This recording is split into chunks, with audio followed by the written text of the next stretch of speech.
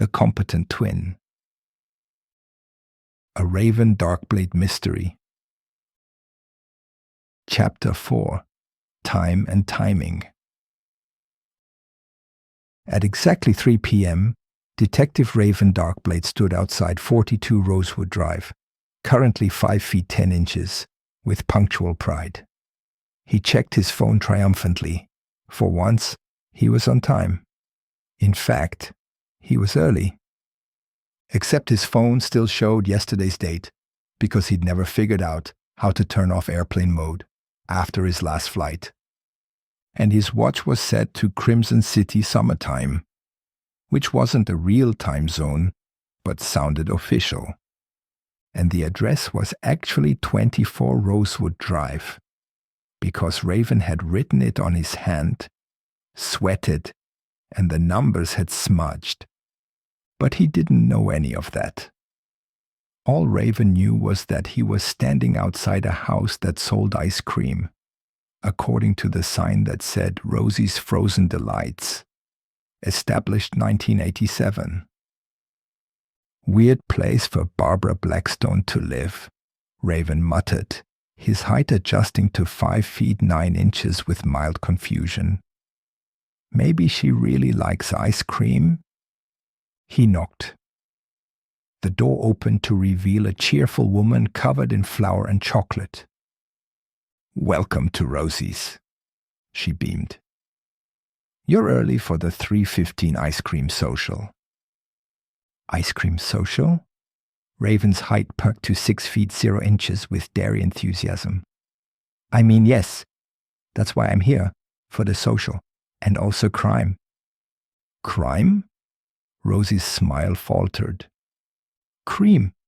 I meant cream. Ice cream crime. Like when you drop your cone. That's criminal." Raven fumbled for his detective badge, knocked over a display of waffle cones, and spent the next 5 minutes helping clean up. Meanwhile, at exactly 3:15 p.m., Corvus Light Knife stood across from 42 Rosewood Drive, the correct address, watching through binoculars with increasing concern. Raven should arrive in 2 minutes. The anonymous tip had been sent. Barbara Blackstone was inside, unconscious from the sedative-laced tea he'd served her as a concerned neighbor checking in. The murder weapon, a jeweled letter opener from her own collection, was positioned perfectly. Raven's fingerprints were on it from when Corvus had asked him to hold this for a second at lunch yesterday. The stage scene would tell a clear story. Detective visits jewelry thief, confrontation, murder. 3:16 p.m., no Raven. 3:17 p.m., still no Raven. Corvus's perfect composure cracked. He pulled out his phone. "Where are you?" he texted. "At the ice cream social. They have 31 flavors. That's so many flavors. Want me to save you some?" Corvus stared at the message. Ice cream social. He checked Raven's location. 24 Rosewood Drive, 2, 4. The idiot had gone to the wrong house. 3:19 p.m., 1 minute until police arrival. Corvus had 2 options: abort the plan or improvise. He'd never improvised in his life. Improvisation was just failure without preparation. But Raven Darkblade had been ruining his prepared plans for over a decade. Why stop now? Corvus crossed the street with measured steps that wanted to be running. He entered through the back door he'd unlocked earlier. Barbara Blackstone was still unconscious in her chair, surrounded by the planted evidence of her insurance fraud. Jewelry she'd reported stolen, forged documents, photos of her wearing stolen pieces. The letter opener gleamed with Raven's fingerprints. 3:20 p.m. Sirens in the distance. Corvus made a decision that physically hurt his organized soul. He grabbed the letter opener with his handkerchief, careful not to smudge Raven's prints, and hid it in Barbara's hand. Then he splashed water on her face. "What? Who are you?" Barbara sputtered awake. "A concerned citizen," Corvus said smoothly. "I heard screaming." "I didn't scream." "You did. You confessed to insurance fraud. Loudly. With great emotion." "I did? You did?" Corvus pointed to the evidence he'd arranged. "Look. Your guilt overwhelmed you." Barbara saw the jewelry, the documents, the photos. Her face went through several stages of panic. "How did you—" "You showed me. In your guilt-induced confession, which I've already reported to the police." The sirens grew louder. "But I didn't." "You did." Corvus's voice was hypnotic, precise. "You've been living with guilt for 12 years. It finally broke you. You called the police yourself. Don't you remember?" Barbara looked at the phone in her hand that Corvus had placed there. The recent calls showed 911. Maybe?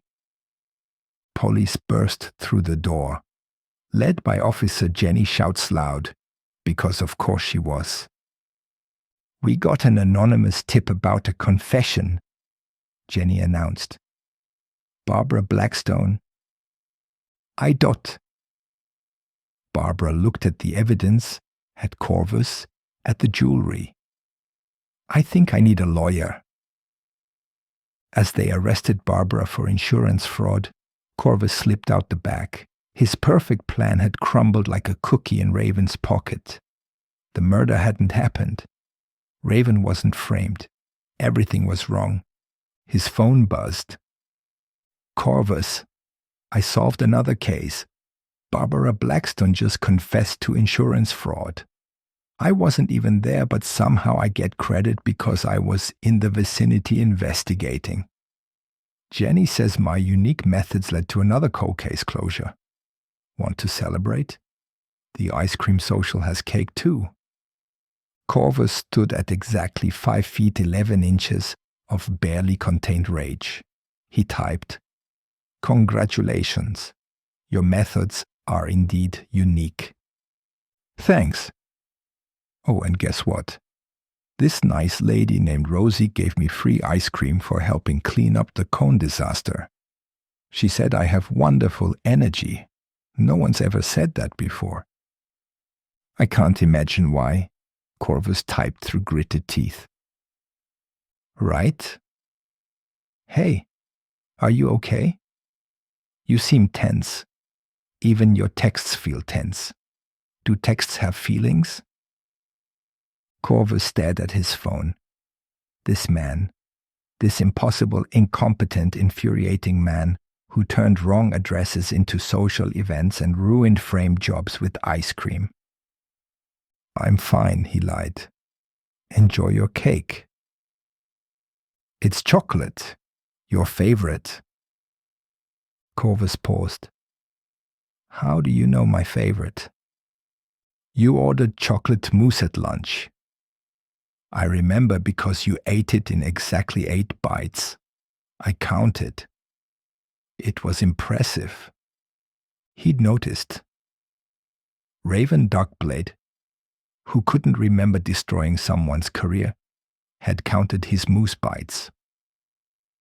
"That's observant," Corvus typed slowly.